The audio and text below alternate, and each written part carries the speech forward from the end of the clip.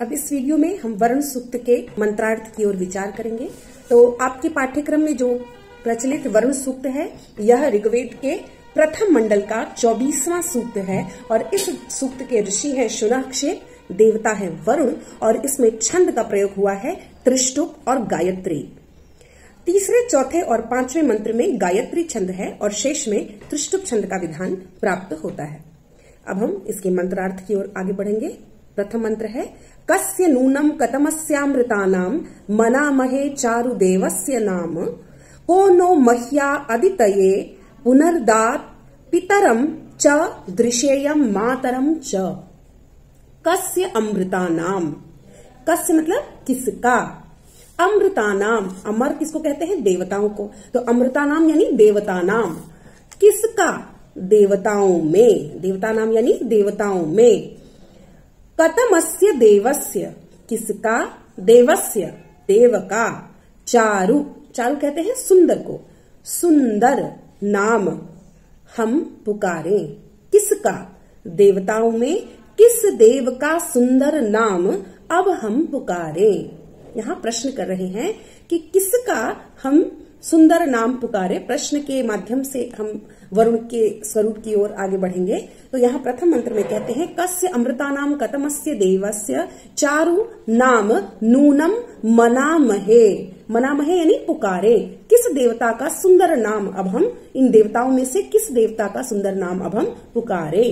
कह नह पुनः, कौन, कह यानी कौन, नह यानी हमको, पुनः फिर से, मह्यई अदितये दात, मह्यई महान, अदितये, अदितये यानी अदिति को, दात देगा, सौंपेगा, कौन हमें उस महान अदिति को सौंपेगा।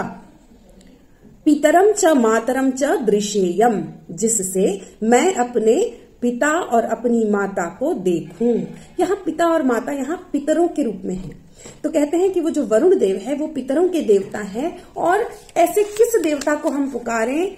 यहाँ पर प्रश्न हो रहा है कि किस ऐसे सुंदर देवता को हम पुकारें जो हमें उस महान अदिति को सौंपेगा और जो हमें हमारे पितरों का दर्शन कराएगा, जिससे मैं अपनी माता और पिता को पुनः देख सकूं। ऐसा कौन देव होगा।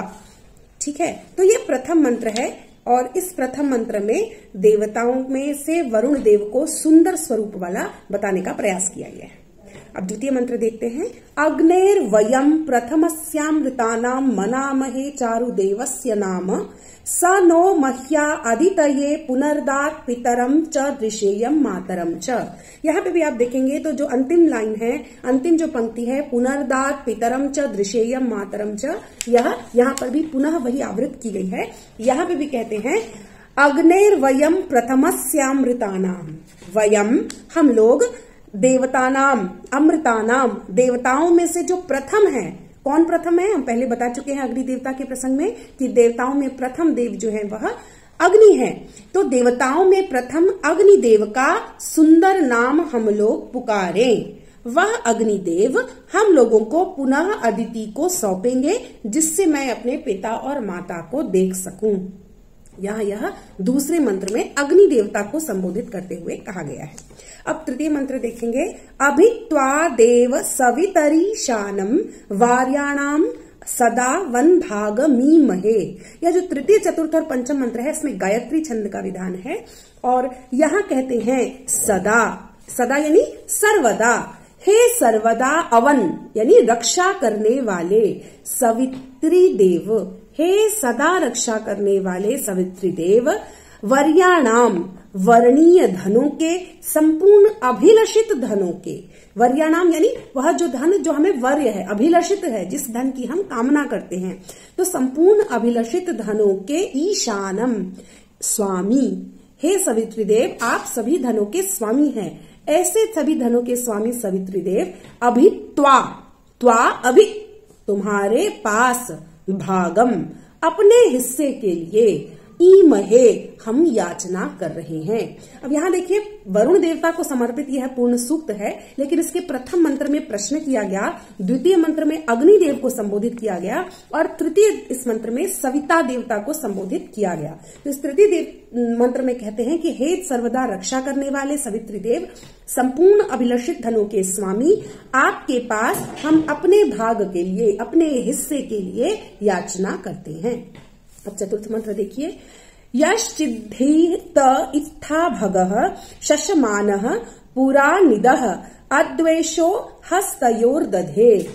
कहते हैं शशमानः, शशमानः यानी स्तुत्य, प्रशंसनीय, और क्या पुरा निदः और अनिंदित।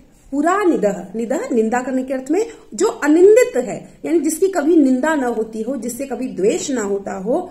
अद्वेषः, द्वेष रहित, यानी जो प्रशंसनीय है, स्तुत्य है, अनिंदित है और अद्वेष्य है, जिससे कभी द्वेष न किया जाए।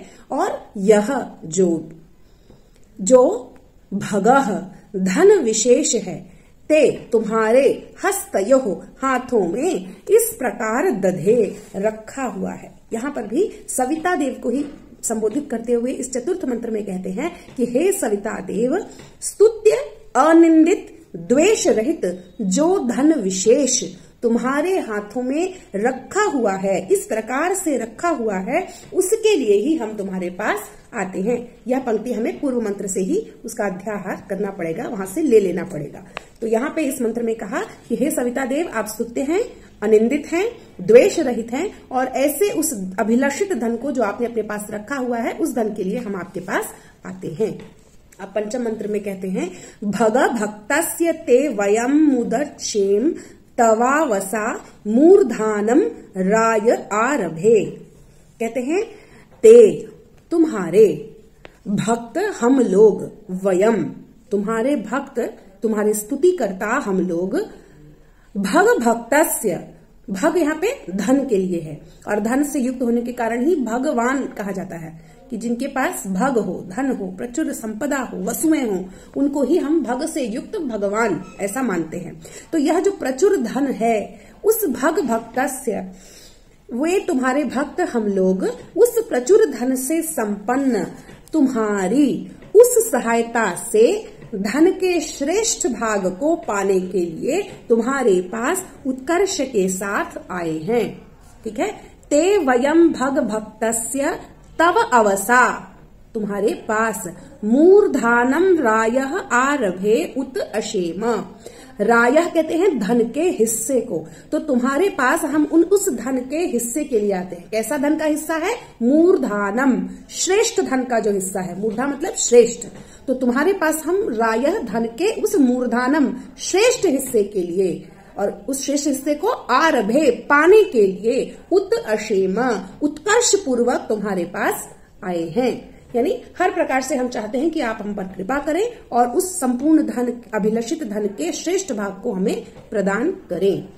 अब षष्ठम मंत्र में देखते हैं, यहाँ फिर त्रिष्टुप छंद आ जाएगा और इस छठे मंत्र में कहते हैं, न हि ते क्षत्रम न सहो न मृत्युम वयश्चनामी पतयंत आपुः नेमा आपो अनिमिषम चरंतिर्न ये वातस्य प्रमिनन्त्यम वम।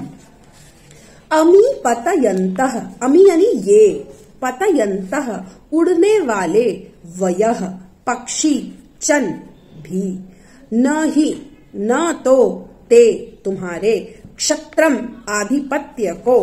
हे वरुण, अब यहाँ वरुण देव के लिए कह रहे हैं कि हे वरुण, ये उड़ने वाले जो पक्षी हैं वह भी न तो तुम्हारे आधिपत्य को, न ही तुम्हारी शक्ति को, और न तो तुम्हारे क्रोध को ही प्राप्त कर सकते हैं, न तो ये सदा बहने वाले जल, और न तो ये वायु के प्रचंड तूफान जो हैं वे तुम्हारी विशाल शक्ति का उल्लंघन ही कर सकते हैं।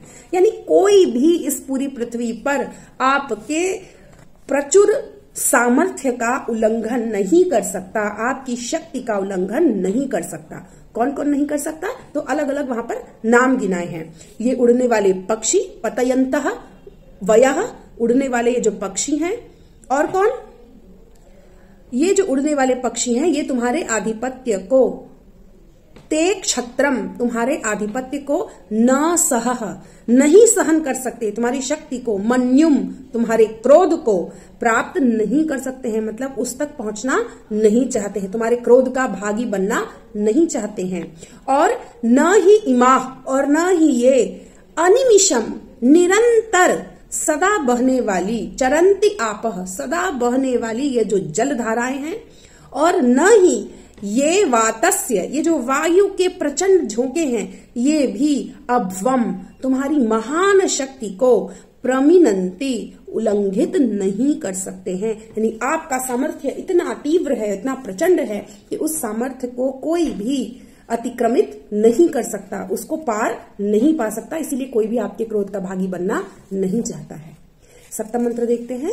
अबुथने राजा वरुणो वनस्योर्ध्वम स्तूपम ददते पूत दक्षः नीचीनः स्थुरुपरि बुध्न एषामस्मे अंतर्निहितः केतवः स्युः।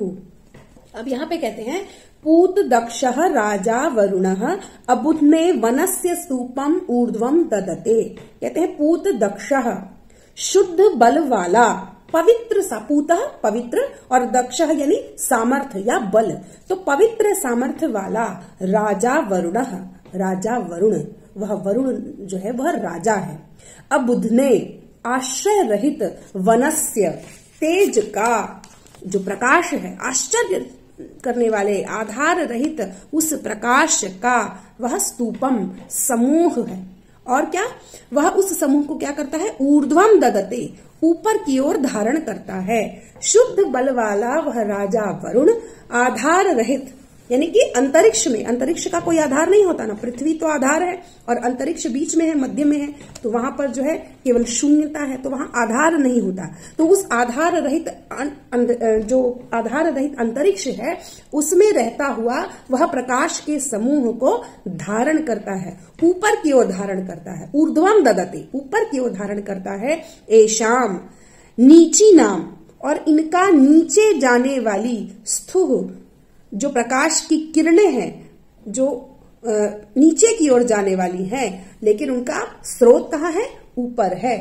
सूर्य ऊपर रहता है लेकिन उसकी प्रकाश की किरणें नीचे हम सभी को प्रकाशित करती हैं। तो वही यहाँ पर बताने का अभिप्राय है।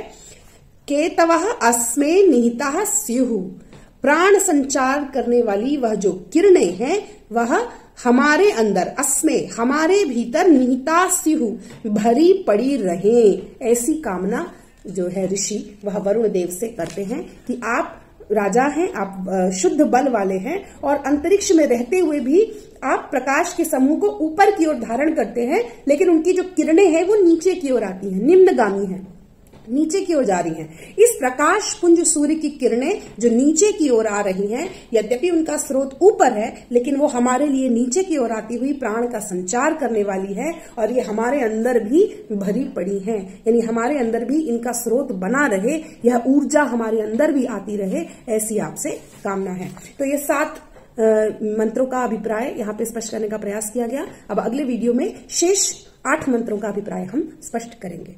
आशा है आपको स्पष्ट हुआ होगा। धन्यवाद।